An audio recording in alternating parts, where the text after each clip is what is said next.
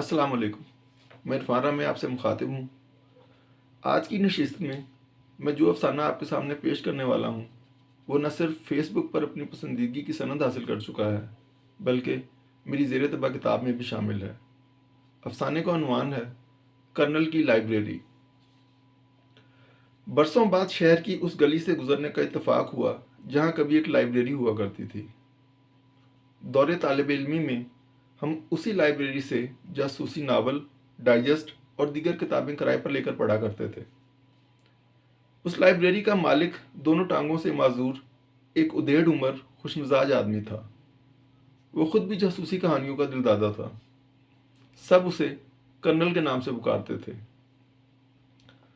Colonel की library में ढेरों किताबें थीं। इसके अलावा वो 12 मसाले वाली चटपटी चना चाट भी फरोख्त करता था।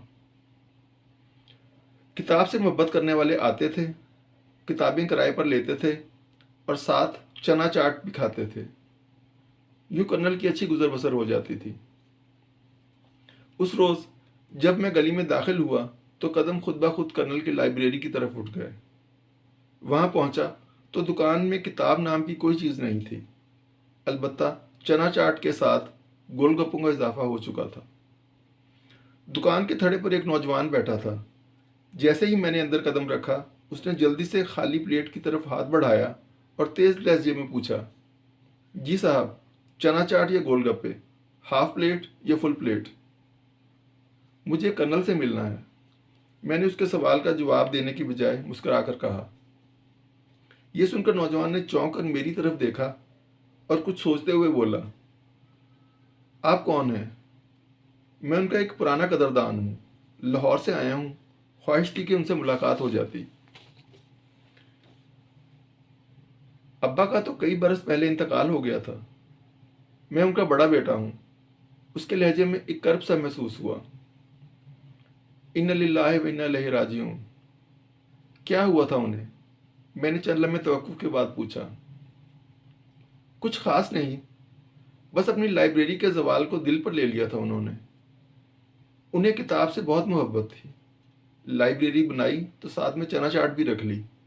कहते थे लोग खाने के बहाने बैठ जाते हैं तो उनसे अदब पर बात हो जाती है।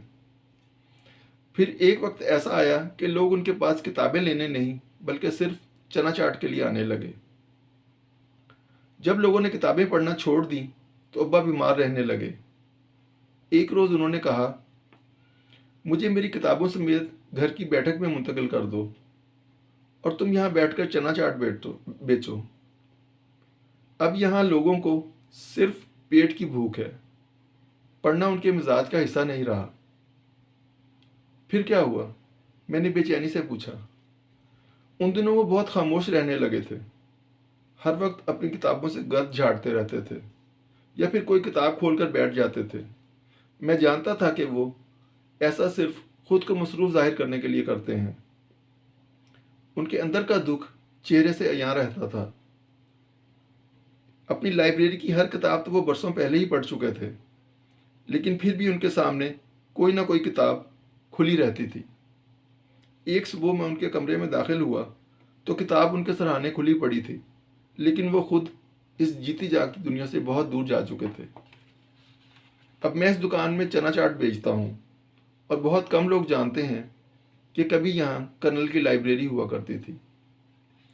नौजवान की बात सुनकर मैं कुछ देर खामोश बैठा रहा और फिर उठकर दुकान से बाहर आ गया। चना चाट और गोलगप्पों की सदाएं मुसलसल मेरा ताक़ुब कर रही थीं, जिनसे छुटकारा हासिल करने के लिए मैं जल्द अज जल्द दूर निकल जाना चाहता था। बहुत शुक्रिया।